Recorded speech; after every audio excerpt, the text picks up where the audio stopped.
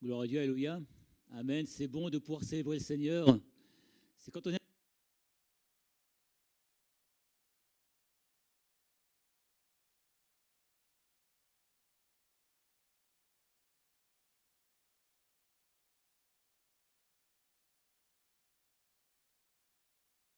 C'est si merveilleux de pouvoir célébrer un Dieu comme le nôtre. Alléluia. Et je me suis fait du bien, moi, dans la louange.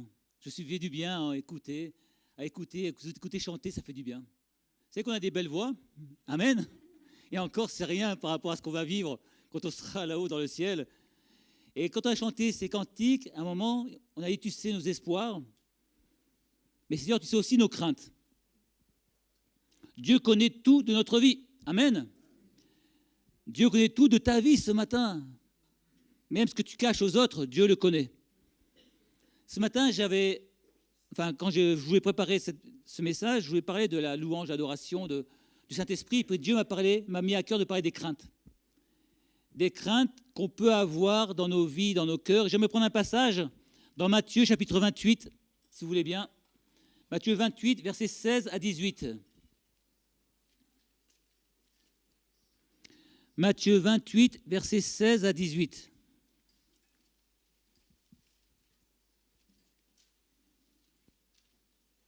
C'est étonnant quand on lit la parole de Dieu de voir que même ces hommes de Dieu, même ces disciples, ont été dans la crainte.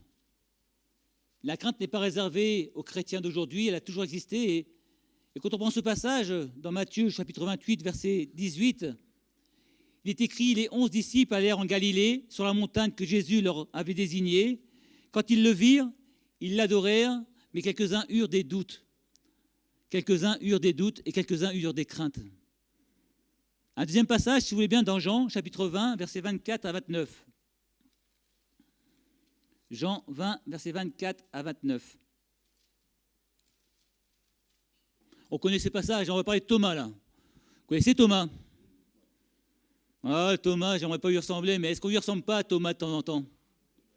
Hein? Il y a des Thomas qui sont en nous. Alors parfois, on vous dit on laisse Thomas, mais c'est pas toujours évident. Hein. S'il est là, il reste bien là. Jean chapitre 20, verset 24, Thomas, appelé Didyme, l'un des 12, n'était pas avec eux lorsque le Seigneur vint. Les autres disciples lui dirent donc, nous avons vu le Seigneur. Mais il leur dit, si je ne mets dans ses mains les marques de ses clous, et si je ne mets mon doigt dans la marque de ses clous, si je ne mets ma main de son côté, je ne croirai pas. Quel manque de foi, vous allez dire. Hein. Pourtant, parfois on est un peu comme lui, Seigneur, j'ai besoin que tu me montres que tu es là. J'ai besoin que tu me prouves que tu es là. 8 jours après, les disciples de Jésus étant de nouveau dans la maison et Thomas se trouvait avec eux. Jésus vint, les portes étaient fermées, il se présenta au milieu d'eux et dit « La paix soit avec vous ». Puis il dit à Thomas « Avance ici ton doigt et regarde mes mains. Avance aussi ta main et mets-la dans mon côté. Ne sois pas incrédule, mais crois. Ne sois pas incrédule, mais crois. » Alors ce matin, j'aimerais qu'on puisse prendre conscience que parfois dans nos vies, il y a des craintes. Il y a des difficultés, des doutes qui sont là. Quand on prend ces deux exemples, quand même, ce qui est frappant, c'est que les disciples de Jésus ont passé plusieurs années avec lui. Ils l'ont rencontré, ils ont discuté, ils l'ont vu agir. Jésus a annoncé qu'il ressusciterait des morts. Ça a été annoncé et dit. Pourtant, lorsque Jésus ressuscite, certains d'entre eux ont des craintes. Et quelque part, c'est rassurant pour nous.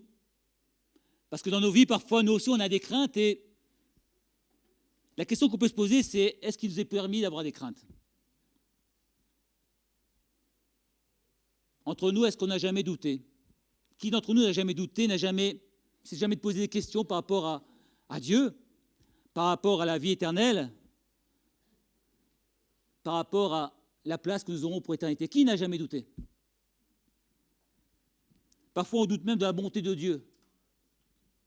Vous savez, quand on vit la difficulté, l'épreuve, parfois il nous arrive même de douter de la bonté de Dieu. Parfois même de la véracité de la parole de Dieu et la conviction que Dieu est vraiment à nos côtés. Douter même parfois que de notre foi, de notre engagement, parce que nous sommes dans l'épreuve. Vous verrez que Vous n'êtes pas les seuls, si vous êtes dans le doute, vous n'êtes pas les seuls ce matin. Des hommes de Dieu, des grands hommes de Dieu ont aussi connu le doute et combien Dieu et combien Jésus a répondu et a donné une solution à leurs doutes. Enfin, rassurez-vous, si vous doutez, d'autres ont douté, et beaucoup d'autres ont douté, même des grands hommes de Dieu ont douté. Vous n'êtes pas tout seul. Alors, je ne sais pas si c'est rassurant, mais c'est une réalité. On n'est pas seul à douter, mais c'est une réalité pour chacune de nos vies. Je dirais même que si nous avons la foi, c'est quelque part, c'est parce qu'à un moment on a douté et que Dieu a répondu à nos doutes. Il y a une différence entre l'incrédulité et le doute. Le doute, c'est simplement se poser des questions. Et je pense que si Dieu nous a donné une intelligence, quelle que soit la taille de l'intelligence, c'est pour qu'on puisse se poser des questions. Et si on se pose des questions, qu'est-ce qu'on attend? Bien, donc vous suivez pour l'instant. Questions, réponses, doute. On en a. On a toujours opposé le doute à la foi. Non. La foi s'oppose à l'incrédulité. Jamais au doute. C'est pas pareil, vous savez, être incrédule ou douter, c'est pas pareil, on a le droit de douter. Peut-être moins le gros droit d'être incrédule dans notre vie. Le doute, c'est se poser des questions sur l'état de ma foi. À un moment, à un instant T, le doute, c'est se poser des questions sur l'état de ma foi. Et c'est bien, parce que nous sommes dans ce corps, avec nos forces, avec nos faiblesses, avec nos moments où nous sommes forts, mais aussi nos moments où nous sommes faibles. Nous avons tous des temps de faiblesse dans notre vie, et à ce moment-là, nous sommes plus sensibles aux questionnements, plus sensibles aux problèmes. Lorsque l'ange s'est présenté à Marie et qu'il lui a dit qu'elle aurait Jésus, cet enfant, né par le Saint-Esprit, elle s'est posé des questions. C'est vrai. Si vous annoncez ça aujourd'hui, vous vous direz, mais c'est bizarre, c'est pas possible, c'est compliqué à vivre. Mais elle dira, je suis la servante du Seigneur, qu'il me soit fait selon ta parole. Luc, chapitre 1er, verset 38. Je suis la servante du Seigneur, qu'il me soit fait selon la parole. Ce que l'ange annonce à Marie, c'est impossible. Humainement, c'est impossible. Encore aujourd'hui, je regardais un reportage, on essaie de trouver des raisons rationnelles à la naissance de Jésus. Mais l'ange l'a visité et Marie va lui dire clairement, je ne comprends pas tout, je ne comprends pas comment c'est possible, mais je veux te faire confiance. Lorsque l'irrationnel nous touche, nous devons faire confiance au Seigneur Jésus.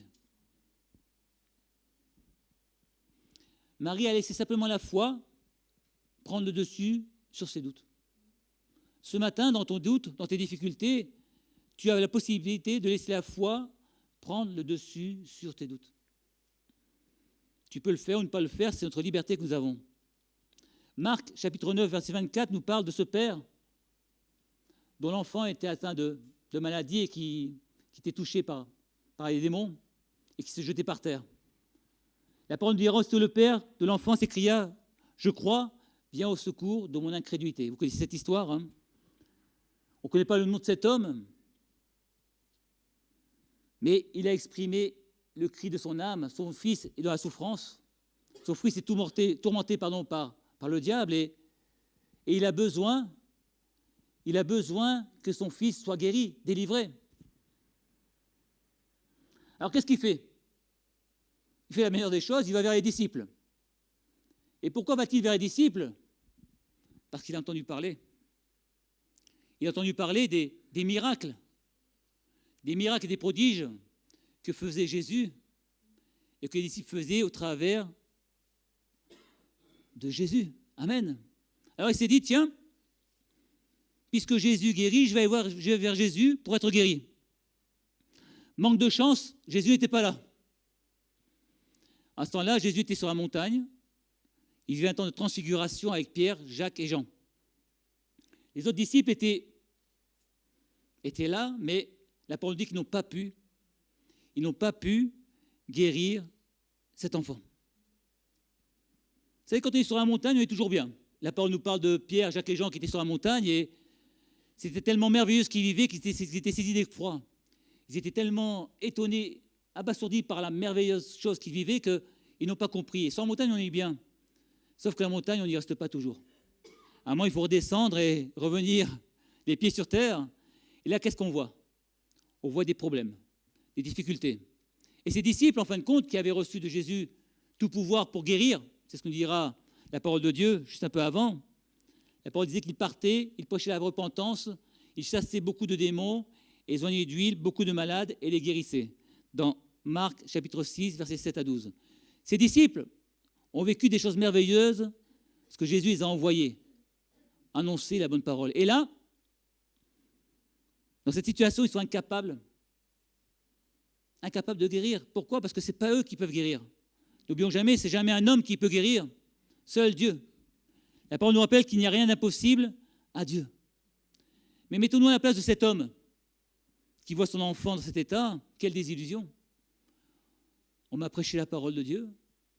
On m'a dit que Jésus guérissait. Et qu'est-ce que je vois? C'est que... Mais ils m'ont menti. Mais ce n'est pas vrai. Ils m'ont menti, ce n'est pas vrai. L'homme ne peut pas guérir. Quel qu'il soit, aussi grand soit-il, seul le Seigneur Jésus peut nous accorder la guérison. Amen. C'est pour ça que la parole nous invite à nous approcher de lui, chaque jour, pour tous nos besoins.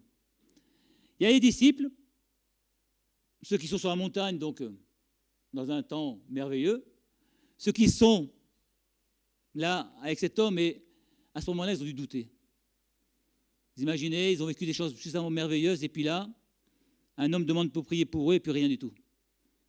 C'est comme si c'était magique, comme si c'était quelque chose de... Si c'était taper sur une baguette magique pour que cet homme soit guéri. Non, non, ça ne se passe pas comme ça. Parfois, on vit des choses merveilleuses, et parfois, on est dans la difficulté, dans le doute, et c'est quand on est dans le doute qu'il faut s'accrocher au Seigneur. Vous savez, c'est toujours facile. C'est facile d'avoir la foi quand tout va bien. C'est facile de dire, moi j'ai la foi, alléluia, Seigneur, t'es le meilleur, t'es le plus grand quand tout va bien. Quand la difficulté nous touche, quand le problème est là, c'est là que nous voyons vraiment si notre foi est ancrée dans le Seigneur Jésus, dans son amour, sa bonté et sa miséricorde. Amen. J'aimerais qu'on puisse parler de Jean-Baptiste. Vous connaissez Jean le Baptiste? Amen, celui qui a baptisé Jésus. Matthieu 11, verset 3, il dira, quand il sera en prison, Seigneur, il a posé cette question. Es-tu celui qui doit venir ou devons-nous en attendre un autre? Bizarre comme question, non? Jean-Baptiste, pourquoi? Parce que Jean-Baptiste, lorsqu'il avait son ministère, il a quand même baptisé Jésus. Lorsque Jésus a été baptisé, il a vu le ciel s'ouvrir et Dieu dire, celui-ci est mon fils bien-aimé. Et là, tout d'un coup, le doute. Le doute l'accable et dans sa prison, il se pose la question, mais est-ce que je ne me suis pas trompé? Est-ce qu'en disant que Jésus était le Fils de Dieu, celui qui devait sauver, est-ce que je ne me suis pas trompé? Jean-Baptiste croupit en prison, il est tout seul dans cette prison. Parfois, nous avons des prisons aussi, nous. Elles ne sont peut-être pas autour de 4 pierres avec une porte, mais la maladie, le travail, les voisins, les collègues de travail, tout ce qui peut nous entourer, tout ce qui peut parfois être des prisons pour nous parce qu'elles nous enferment et nous empêchent de voir la gloire de Dieu se manifester. Et parfois on se pose la question, mais est-ce que je ne me suis pas trompé dans ma foi? Comme Jean-Baptiste. Est-ce que je ne me suis pas trompé dans ma foi? Est-ce que c'est vraiment Jésus, le Fils de Dieu? Est-ce qu'il est vraiment celui qui est venu pour me donner la vie et la vie éternelle? Quand on voit ces hommes, que ce soit Jean-Baptiste, que ce soit les disciples, qui ont eu des craintes dans leur vie, on peut se dire, mais nous aussi on a le droit d'avoir des craintes. Mais ce qu'ils ont fait, eux, et Jean-Baptiste, il a exprimé sa crainte. Il n'a pas gardé pour lui, il n'a pas laissé la crainte envahir son cœur et, quelque part, prendre de la place, éroder sa foi. Il a exprimé sa crainte, et à qui l'a-t-il exprimé? À celui qui pouvait lui donner la réponse, à Jésus. Amen. Et moi, j'aime beaucoup la réponse que Jésus fait. Moi, si on m'avait dit, est-ce que tu es telle ou telle chose? J'aurais dit oui, point final. Et puis en disant oui, j'aurais répondu à la crainte de la personne. Mais là, Jésus ne va pas dire oui. Il dira, allez annoncer à Jean ce que vous entendez et ce que vous voyez. Il prouve par des faits réels qu'il est vraiment le Fils de Dieu. Allez annoncer à Jean et entendez ce que vous voyez. Les boiteux marchent, les lépreux sont purifiés, les sourds entendent. Jésus ne va pas prendre un petit oui en disant voilà, j'ai dit oui, mais non, tu me crois, point final. Il va dire je te prouve, au travers de la parole, au travers de ce que tu vois, que je suis vraiment le Fils de Dieu. Amen. Ce matin, je pense qu'il n'est pas question pour nous de douter de la bonté de Dieu. J'espère que vous ne doutez pas que Dieu vous aime. On l'a chanté et c'est une réalité. Que Dieu est fidèle. C'est ce que dira Paul aux Éphésiens, chapitre 3, versets 14 à 19. Dieu est fidèle et son amour est infiniment grand pour chacune de nos vies. Amen. Ce matin, j'ai envie de te dire que Dieu t'aime. Alléluia. Dieu t'aime plus que tu n'imagines. Et même au milieu de tes doutes, de tes questionnements, il est celui qui t'aime et qui veut répondre à ces doutes et à ces questionnements. Alléluia. Pourquoi ? Parce que Jésus est venu. Parce que Jésus a donné sa vie. Parce qu'à la croix, le Seigneur a porté non seulement nos péchés, mais aussi nos iniquités, aussi nos maladies. Alléluia. On le sait. On le sait. On le vit. Mais parfois, dans ces circonstances, il y a des doutes qui viennent. Mais Seigneur, est-ce que vraiment tu as fait tout ça pour moi ? Et puis là, l'adversaire nous dira, mais est-ce que tu le mérites ? On ne le mérite pas. Enfin, moi, je ne le mérite pas. Je ne sais pas, vous êtes peut-être parfait, mais moi, je ne le mérite pas. Tout est par grâce, dit la parole. C'est un don de Dieu. C'est la grâce que Dieu m'a fait, la grâce que Dieu nous fait à chacun d'entre nous, qui avons compris la grandeur et l'amour de Jésus. Alléluia. Ce matin, Jésus t'aime. Et quels que soient tes problèmes, tes difficultés, tes questionnements, Jésus t'aime. Alléluia. C'est un fait qui doit être clair dans nos vies, dans nos cœurs. Jésus nous aime.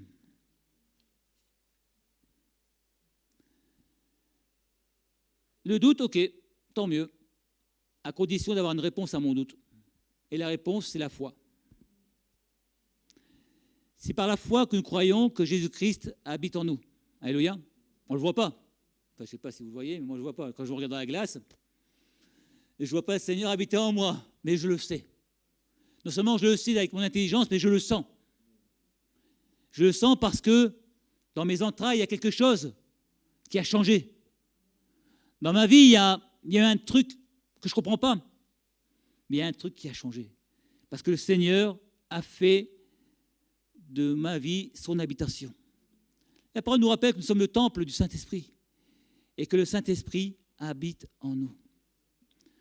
Tout à l'heure, quand on chantait, quand il chantait, bien d'ailleurs, il y avait quelque chose dans mon cœur qui dit que le Seigneur est présent. Je ressentais la présence du Seigneur. Alors, ce n'était pas exprimable, clairement, mais elle était là. Et la paix du Seigneur était là dans mon cœur. J'étais heureux de pouvoir chanter, de pouvoir célébrer le Seigneur avec chacun de mes frères et sœurs. La parole dit que Christ vit en nous. C'est plus nous qui vivons, mais Christ vit en nous. Ce matin, est-ce que le Seigneur vit en toi ? Ce matin, est-ce que le Seigneur est dans ton cœur, dans ta vie ? La parole nous rappelle que si ce n'est pas Dieu qui bâtit la maison, ce qui est bâti en vain. La question que vous pourrez se poser ce matin, c'est, au travers de tes doutes, qui dirige ta vie ? Qui a bâti ta maison, ta foi ? Sur qui repose-t-elle ? Est-ce qu'elle repose sur une croyance ? Ou est-ce qu'elle repose sur une expérience d'amour et de grâce avec le Seigneur ? Si tu crois, c'est bien, mais il faut expérimenter la foi. Vous savez, une foi qui n'est pas expérimentée, c'est une foi qui ne tiendra pas dans le temps. Nous devons expérimenter la foi, expérimenter l'amour de Jésus-Christ pour chacun d'entre nous. C'est cette relation qu'on doit bâtir avec le Seigneur. Moi, quand j'étais jeune, j'allais à l'église, mais je n'avais pas compris du tout qui était Jésus. Je ne connaissais pas Jésus, je connaissais son nom, j'aimais Dieu. Vous savez, on aime Dieu. Bon, on l'aime pas. Moi, j'aimais Dieu. Mais je n'avais pas compris la dimension de l'amour de Jésus. À un point tel que, lorsque j'ai passé mon bac, il y avait un philosophe qui s'appelait Bettelheim, et j'ai appelé Bethléem, pour vous dire à quel point je ne connaissais rien de la parole de Dieu. Un ignare, un béotien. Mais j'aimais Dieu. Je ne connaissais pas, il n'y avait pas cette communion avec lui, cette expérience de son amour, jusqu'au jour où Dieu s'est révélé dans mon cœur. Il s'est révélé dans ma vie, et là, il y a eu un déclic. La paix de Jésus est venue dans mon cœur, alléluia. La joie du Seigneur est venue, et quand c'est difficile, parce que c'est difficile comme tout le monde, hein, mais il est là. Il nous aide, il nous soutient. On ne le voit pas toujours agir, mais ce qui importe, c'est qu'il agisse. Amen. Vous savez, le doute, ce n'est pas toujours mauvais. Ah bon? Ah ouais. Lorsque mon doute est basé sur la crainte du Seigneur, ce n'est pas mauvais. Quand je dois faire des choix dans ma vie, parfois je ne suis pas sûr des directions à prendre, vous savez, qu'ils soient professionnels, familiaux. Et il est bon de se poser des questions. Il est bon de se poser des questions, mais il est bon de les poser à la bonne personne, au Seigneur. Seigneur, où me veux-tu? Seigneur, que veux-tu que je fasse de ma vie? Seigneur, où veux-tu que j'aille? Vous savez, les doutes qui sont ceux-là, c'est bon parce qu'ils sont liés à la crainte de Dieu. Je veux le faire non pas parce que je veux réussir ma vie, mais je veux le faire parce que je veux être là où Dieu veut que je sois. Amen. La parole nous rappelle que la crainte de l'Éternel est le commencement de la sagesse. C'est-à-dire que si je me pose des questions pour plaire à Dieu, je commence à être sage. Ciel, moi, sage, c'est merveilleux. C'est incroyable. Mais si, c'est possible. Et si c'est possible pour moi, c'est possible pour vous, rassurez-vous. Le psalmiste dira, c'est ainsi qu'est béni l'homme qui craint l'Éternel. Alors si vos doutes sont liés au fait que vous désirez être là où Dieu vous veut, c'est des bons doutes. Croyez-moi, il faut se poser les bonnes questions. Parce que si notre vie n'est pas dirigée par le Seigneur, nous allons forcément nous prendre des problèmes, des difficultés, des rochers. On dirait maintenant des gadins. C'est-à-dire qu'on va trébucher une fois, deux fois, jusqu'à ce qu'on décide de laisser Dieu diriger notre vie. Et quand Dieu nous parle, nous disons non, c'est pas là que tu dois être. Si on a la capacité de reconnaître qu'on s'est trompé, Dieu ouvrira d'autres portes. Et moi, c'est ce que j'aime avec le Seigneur, c'est que il n'est pas celui qui va nous dire ah, c'est pas bien ce que tu as fait là, mon gars. C'est pas bien. Non, non. Le Seigneur ferme des portes, mais il ouvre d'autres portes. Et quand le Seigneur ouvre une porte, il ouvre réellement. Et il nous conduit vers ses chemins et nous permet de rentrer pleinement dans sa volonté, dans sa pensée. Ce matin, je ne connais pas vos craintes, je ne connais pas vos doutes, heureusement. C'est trop lourd à porter. J'ai déjà les miennes. Ça me suffit. Mais la parole nous rappelle que ce qui plaît à Dieu, c'est un cœur humilié. Amen. Et non pas un cœur rempli de fausses certitudes. Ce qui plaît à Dieu, c'est un cœur humilié. Et dans nos faiblesses, Dieu veut se glorifier. Alléluia. Veut se manifester. Jésus connaît le cœur de l'homme. On l'a vu tout à l'heure. Et il connaissait le cœur des disciples. Et il savait très bien que certains auraient des doutes. Il le savait. C'est pour ça que Dieu nous a laissé sa parole, afin qu'elle soit vraiment en nous une richesse. Et il dira aux disciples que votre cœur ne se trouble pas. Il dira, mais croyez en Dieu et croyez en moi. Jean 14, verset 1er. Ce matin, le Seigneur te dit que ton cœur ne se trouble pas. Fais confiance à Dieu, fais confiance en Jésus et laisse-le prendre les directions et les rênes de ta vie. Quelles que soient les difficultés, les problèmes, aussi grands soient-ils, si ce matin nous les confions au Seigneur, il va répondre. Amen. Il va pourvoir et il va nous donner la réponse. Peut-être pas la réponse qu'on attend, mais il va nous donner sa réponse. Et sa réponse est toujours bonne, elle est toujours parfaite. Alléluia. La parole dira, croyez en Dieu. Est-ce que ce matin, vous croyez en Dieu? À la grandeur, à la puissance de Dieu, en sa bonté? Est-ce que notre foi est vraiment basée sur ce fait que Dieu est vivant, qu'il est là et qu'il va encore nous visiter, nous bénir ce matin? Mais Jésus dira aussi, croyez en Dieu, mais aussi croyez en moi. Faites-moi confiance ce matin. Ce matin, tu es prête à faire confiance au Seigneur. Et tu es prêt à lui dire, ok Seigneur, ce matin, je te fais confiance, ok, mes doutes sont là, tu les connais, je te les apporte, et je te prie d'y répondre. Je te prie de me donner la réponse à ces doutes. Il y a quelque chose d'important, c'est, au travers de nos doutes, nous appuyer sur la parole de Dieu. Le seul rocher, la seule base valable pour nos vies, c'est la parole de Dieu. Jésus dira, sanctifie-les par ta parole, car ta parole est la vérité. Amen. Jean 17, 17, c'est facile à retenir. Jean 17, 17. Mais moi, je peux le retenir. Jésus dira aussi, je leur ai donné ta parole que tu m'as donnée, et ils l'ont reçue. Ils ont vraiment connu que je suis sorti de toi, et ils ont cru que tu m'as envoyé. Jean 17, 8, toujours Jean. Ils ont cru que tu m'as envoyé. Et Jean, chapitre 1er, verset 14, nous dit que la parole a été faite chair, qu'elle a habité au milieu de nous, pleine de grâce et de vérité. La parole de Dieu est pleine de grâce. Amen. Elle est pleine de vérité. Et le Seigneur nous l'a laissée, nous l'a donnée. Alors, je ne sais pas si vous êtes des lecteurs assidus de la parole de Dieu, mais lisez-la. Lisez la parole de Dieu.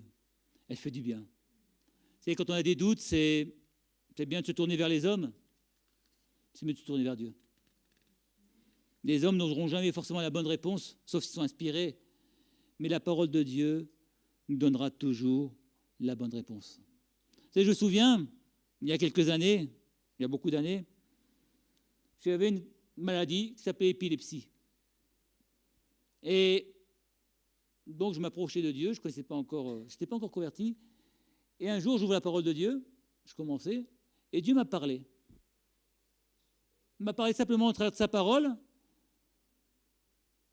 et ça parlait d'une guérison. Alors, je ne peux plus vous dire laquelle, parce que je ne me suis pas attaché à ça. Et Dieu m'a dit, pourquoi pas toi? Ça fait plus de 30 ans, j'étais très jeune. Pourquoi pas toi? J'avais 28 ans, donc vous voyez, ça fait très vieux. Et j'ai saisi cette parole comme une promesse de Dieu. Ouais. À ce moment-là, pas de doute, pas de crainte, rien. Simplement, Dieu m'a parlé dans mon cœur.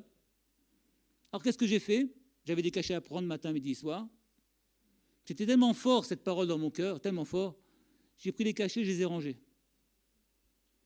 Je ne les ai plus jamais pris. Donc, vous voyez, ça fait déjà 32 ans, 34 ans, ça fait un bail. Parce que certainement, cette parole que j'étais en train de lire, que je ne connaissais pas bien, franchement, j'étais au début, donc vous voyez, je ne suis pas non plus un grand lecteur, elle a parlé à mon cœur. À cet instant-là, Dieu a parlé à mon cœur, et cette parole, j'ai saisie. Saisie comme la parole de Dieu, comme une promesse, parce que dans mon cœur, ce n'était pas seulement mon intelligence qui comprenait les choses, c'était plus profond, quoi. C'est la seule foi, hein, rassurez-vous, mais c'est la bonne foi. Il n'en faut qu'une, mais une bonne. C'est celle-là, et Dieu m'a guéri. Amen.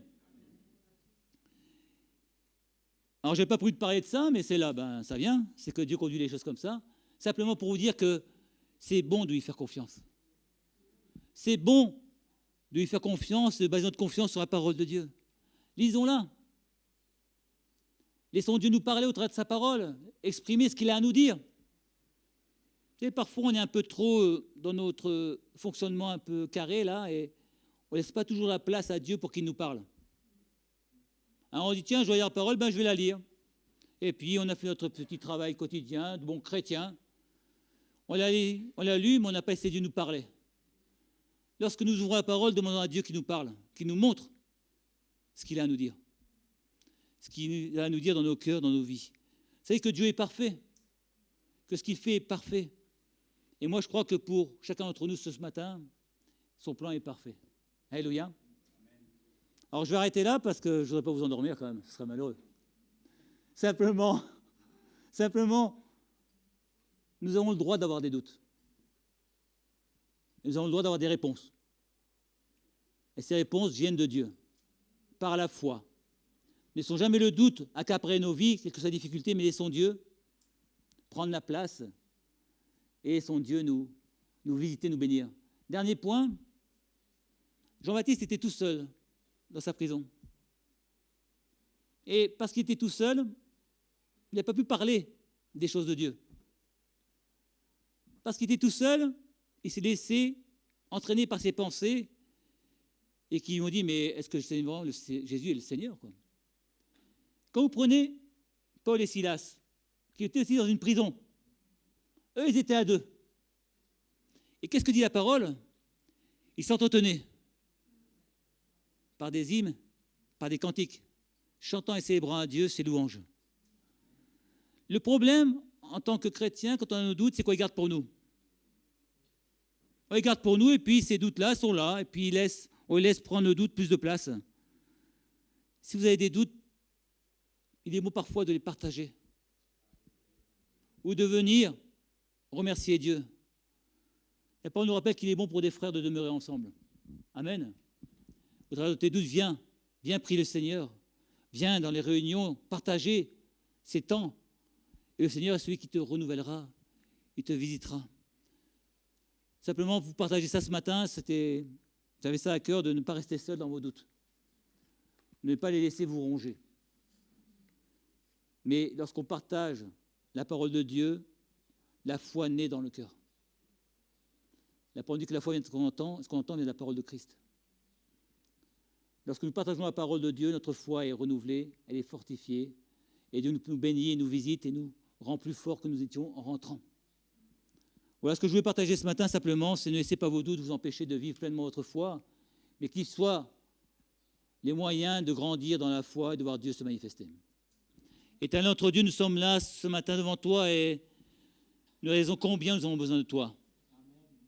Que tu viennes nous renouveler, c'est au travers de nos temps de doute, de difficultés. N'es-tu pas celui qui répond, Seigneur, qui pourvoit à nos besoins? Tu connais les besoins de mes frères et sœurs ce matin et si ta parole a été apportée sur ce sujet, c'est que tu as des raisons, tu connais les raisons, Seigneur. Ce matin, je te prie de fortifier chaque cœur, de fortifier chaque vie, de répondre aux besoins les plus secrets de mes frères et sœurs, de répondre à leurs doutes, Seigneur, et de mettre la foi dans leur cœur, de les renouveler, Seigneur, dans la foi et de les fortifier. Nous sommes là parce que, Seigneur, nous avons besoin de toi. Nous sommes là parce que nous t'aimons, Seigneur, et que nous voulons avancer avec toi, progresser, qu'il n'y ait rien qui fasse obstacle à ta présence dans nos vies. Et si les doutes sont là, Seigneur, viens y mettre la foi. Viens nous renouveler dans la foi, dans la lecture de ta parole, dans la connaissance de ta parole. Nous renouveler dans cette intimité de ta présence. Nous avons tellement besoin de toi, Seigneur. Sois remercié, sois glorifié, Jésus. Amen.